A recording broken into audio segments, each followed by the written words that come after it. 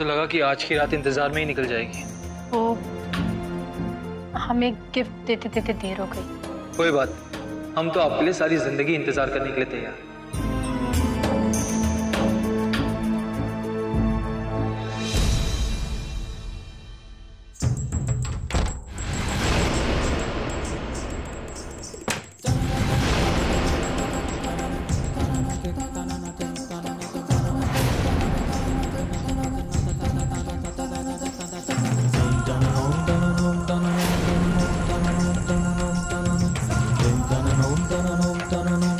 हमने कब कहा इनसे कि हम इनसे प्यार करते हैं और शादी करना चाहते हैं?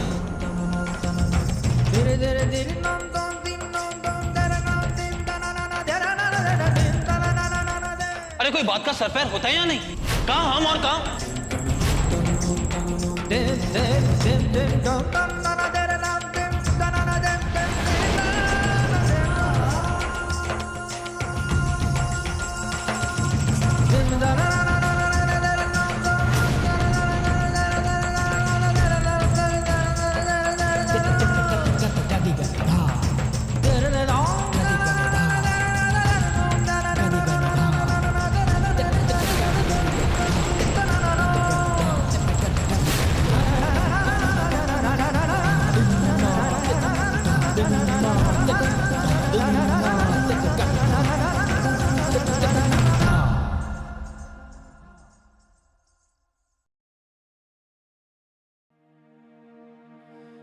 लो मरे, हम आप पे कोई हक नहीं जताना चाहते। आफ्टर ऑल हम आपसे प्यार करते हैं और आप ही से तो प्यार करना सीखा है। हमारे लिए आप सबसे ज्यादा इंपॉर्टेंट हैं। और वैसे शादीशुदा जिंदगी का असली आधार सच्चा प्यार होता है। और अब तुम जिंदगी भर के लिए साथ साथ हैं। आप सोच रही होंगी कि हम ये सब क्या कह रहे हैं, लेकिन सच बात तो यही है कि हमें असली प्यार का मतलब समझ में आ गया है। अब जितना चाहे वक्त ले लीजिए, हमें कोई एहसास नहीं। Good night.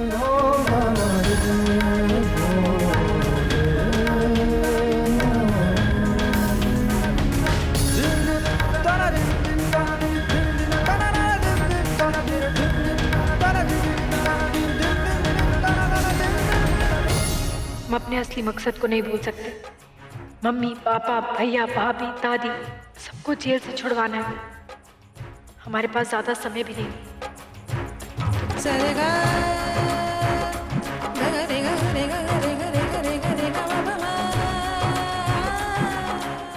झूठे प्यार के बहकावों में आकर हम पुरानी बातों को इतनी आसानी से नहीं भूल सकते। इस युद्ध में जीत के लिए हमें अभी बहुत मेहनत करनी है।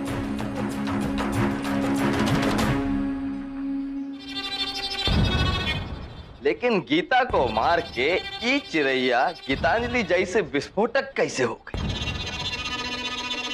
अच्छा दीदिया, ये बताओ कि दोनों की लड़ाई में जीत कौनों की होगी, गीता की या मालिनी देवी की?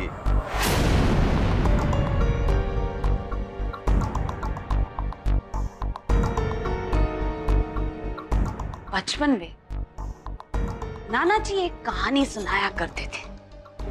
एक बार दो ही बिलारन को एक पनीर का टुकड़ा मिला। पहले तो सोची कि मिल बांट के वो खा लेगी, लेकिन जब बांटने नहीं बना तो छीना छिपटी शुरू हो गई। और ये सारा तमाशा दूर से एक बानर देख रहा था और अंत में वो बानर आके वो पनीर का टुकड़ा खा गया। और वही दो बिल्ली मौसी आंखें फाड़ फाड़ कर बस देखती रह गई। और वो बानर डाल पर बैठकर अपने दांत निपोर रहा था। क्यों बबुआ, कहानी समझ में आई? कहानी भी समझ में आ गई दीदिया। ये भी समझ में आ गया कि वानर कौन और बिलारी कौन। अब तो बस ये समझो कि पनीर का टुकड़ा भी हाथ मिल गया।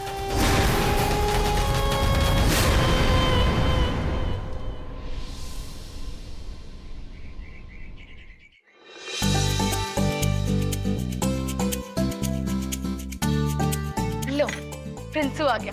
चलो सब ब्रेकफास्ट करते हैं। दीदी, गीतांजलि आती हो, बस 5 मिनट। अरे साले साहब, पहले ही बिस्तरा छोड़ा है, बिस्तरा में अपनी वाइफ को कहाँ छोड़ा है? हाँ? खैर बहुत टायर्ड थी, कल से ही कह रही थी। वैसे रात कैसी बीती? जीजू, कल रात हमारी जिंदगी की सबसे यादगार रात थी। हमने जिसे चाहा वो हमारे साथ था। इससे बड़ी और कौन सी बात हो सकती है? हाय हाय, लगता है खुमारी अभी उतरी नहीं है साले साहब की। प्रिंसू, अपनी बीवी का ख्याल रखना ठीक बात है, लेकिन इतना भी नहीं कि तुम दूसरों को तकलीफ दो। तुम तो जैसे उसके प्यार में अंधे ही हो गए हो। तुम्हें तो होश ही नहीं है कि घर में और लोग भी रहते हैं। किसी एक की वजह से हम सब क्यों भूखे रहे? दीदी, बस 5 मिनट प्लीज, कुछ ही देर की बात है, घड़ी देखकर प्लीज। अच्छा ठीक है, पर अब एटलीस्ट ये चाय तो पीने दो मुझे। देखो ना, अभी तक नींद मुझे घेरे हुए है, झपकी आ रही है। रोको नहीं प्रिंसू, जब तक भाभी आती है तब तक हम सब चाय पीते हैं, ठीक है ना? बिल्कुल करेक्ट कह रहे हैं साली साहब आप। अरे धर्म पत्नी जी बनाइए ना।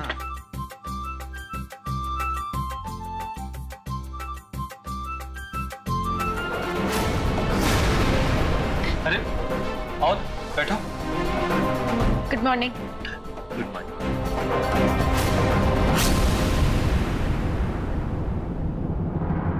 सॉरी हम लेट हो गए। आप लोगों ने अभी तक नाश्ता नहीं शुरू किया? अरे ऐसे कैसे? शादी के बाद आपकी पहली सुबह इस घर। हम अन्याय के खिलाफ अपना धर्म युद्ध लड़ने आए हैं। हमें बस 2 हफ्ते का टाइम दीजिए, हम आपको ये साबित करके दिखाएंगे काम्या भाभी और मालिनी जी ने हमारे परिवार के ऊपर गलत इल्जाम लगाया था।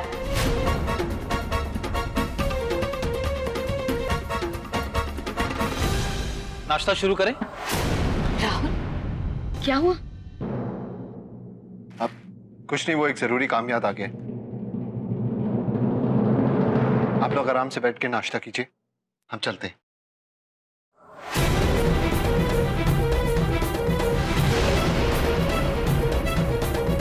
राहुल,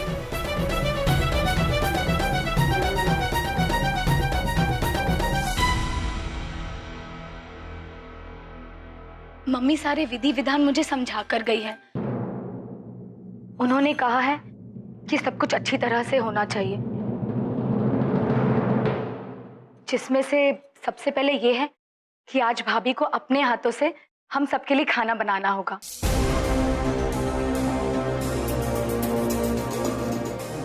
और हाँ, पटना और गया से कुछ ब्राह्मण लोग भी आ रहे हैं, तो उनका खाना भी साथ ही में बनेगा। मम्मा उन पंडित लोगों को अपने साथ ही लेके आएगी। लेकिन हम इतने सारे लोगों का खाना अकेले कैसे बनाएंगे? हाँ दीदी, गीतांजलि ठीक कह रही है। इतने सारे लोगों का खाना ये कैसे बनाएंगे? आप और आशा दीदी उनकी मदद कर देना।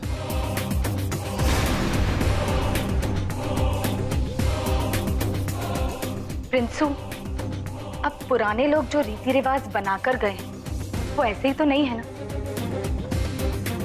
हर रीति रिवाज के पीछे कोई ना कोई कारण है, और ससुराल है, करना तो पड़ेगा ही। रस्में तो निभानी ही होंगी ना। दीदी, तुम रस्मों और रीति रिवाज की बात कर रही हो। तुमने अपने ससुराल में कितने रीति रिवाज निभाए हैं हम अच्छी तरह से जानते हैं।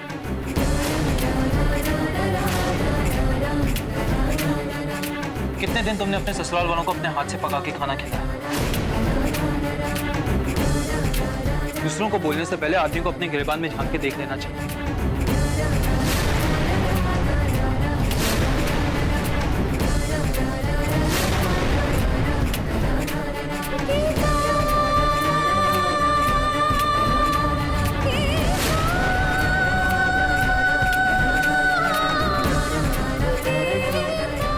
बांटो और राज करो का मंत्र कामयाब हो रहा है। हम इस घर को इतने हिस्सों में बांटेंगे और बीच की दूरियां इतनी बढ़ा देंगे कि ये सोच भी नहीं सकते।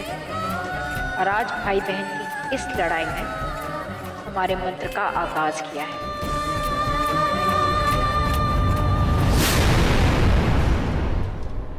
एक दिन नहीं हुआ उस प्रिंसू की शादी को और वो मुझसे जबान चला रहा है। जिस प्रिंसू की मेरे सामने बचपन में सुसु निकल जाती थी, वो आज मुझसे ऊंची आवाज में बात कर रहा है। बीवी आईने की किरकिर की तरह रंग बदल लिया उसने। सब रिश्ते नाते सब कुछ भूल गया वो। काम्या, साफ साफ बताओ हुआ क्या है? राहुल, मुझे तो आश्चर्य हो रहा है कि प्रिंस मुझसे इस तरह से कैसे बात कर सकता है। अपनी बीवी को सपोर्ट करते वक्त वो ये भूल गया कि वो मुझसे अपनी बहन से बात कर रहा है। जिस दिन से आपने काम्या भाभी और मालिनी जी का साथ दिया है ना, उस दिन से आप ये भूल गए हैं कि हम आपकी बहन हैं। उसकी वो बहन जो हमेशा उसे सपोर्ट करती है, उसके सुख दुख में उसका साथ देती है। जिस वक्त आपके साथ कोई नहीं था ना भैया, हम आपके साथ थे, हम आपके साथ खड़े हुए थे। मुझे तो समझ में नहीं आ रहा कि शादी के बाद भाइयों में इतना बदलाव आ जाता है। हमें नहीं पता था कि शादी के बाद भाई इतना बदल जाते हैं।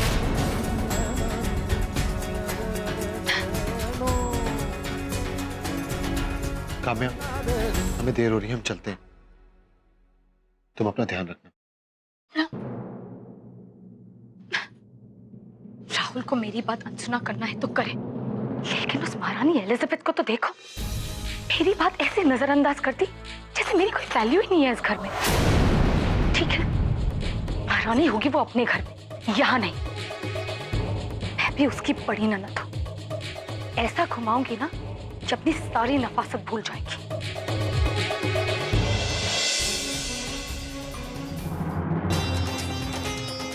मालिनी यादव को सेक्शन 498A के तहत अंदर कराना हमारा सबसे बड़ा मकसद है, लेकिन इस वक्त राहुल भी हमारी सबसे बड़ी चिंता है। बस एक बार हम उन्हें विश्वास दिला दे कि मालिनी यादव गलत है, समझो हमारा आधा धर्मयुद्ध खत्म।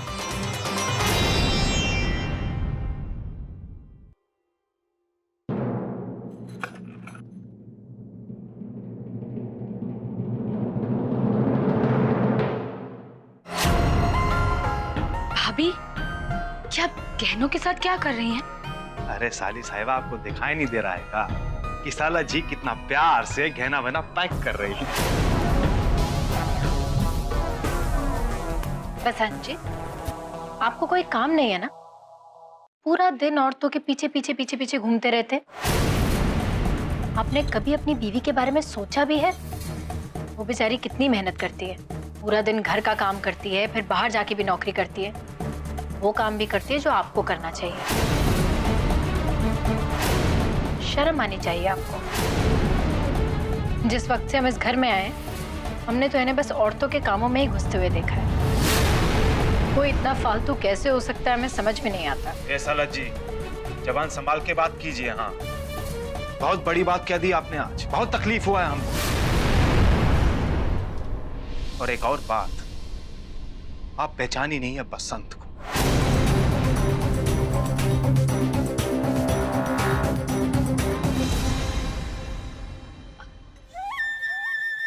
भाभी, आप एक काम करिए, अपने ये सारे गहने हैं ना मुझे दे दीजिए।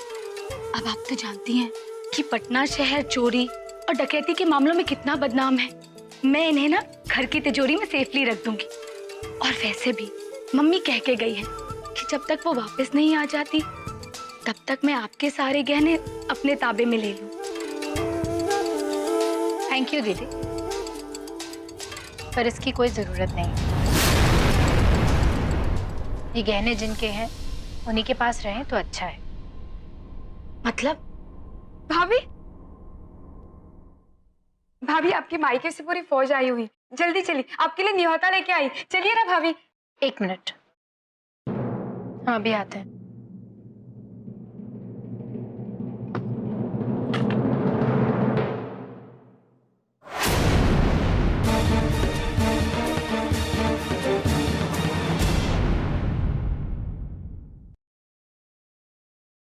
नमस्कार राजकुमारी जी, हमें महाराजा और महारानी जी ने यहां भेजा है।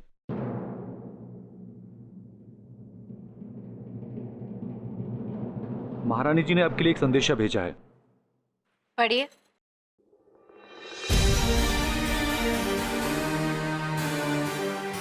राजकुमारी गीतांजलि, आपने अपने मन से शादी करके राजघराने की मर्यादा को तोड़ा है।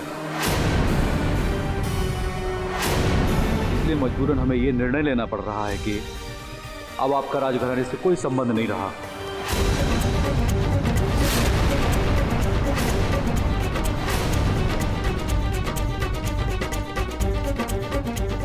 हम लोगों ने यह मान लिया कि हमारी कोई बेटी ही नहीं है। आप हमारे लिए सदा के लिए मर चुकी हैं। आपको राजघराने के समस्त अधिकारों से वंचित व इसकी संपत्ति से बेदखल किया जाता है और इससे संबंधित सारे कानूनी दस्तावेज भी भेजे जा रहे हैं।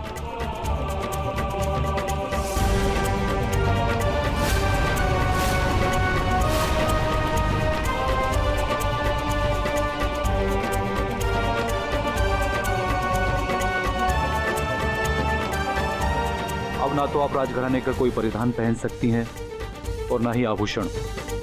अब आप भी आम लड़कियों की तरह हैं। अब अपना जीवन अपने हिसाब से जीने के लिए स्वतंत्र हैं।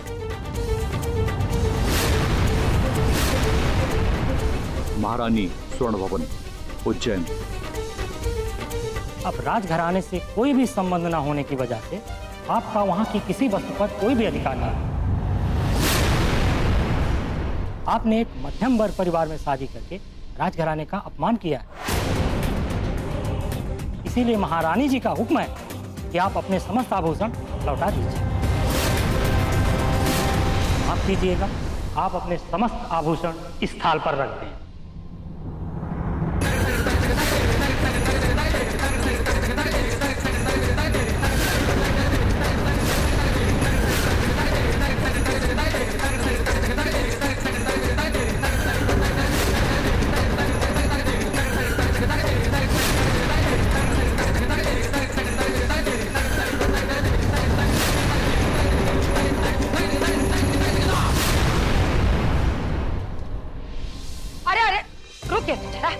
रुकिए, ये क्या कर रहे हैं? अब गीतांजलि देवी को डिसमिस कर दिया गया? नहीं, अरे ऐसा नहीं हो सकता है कि नहीं?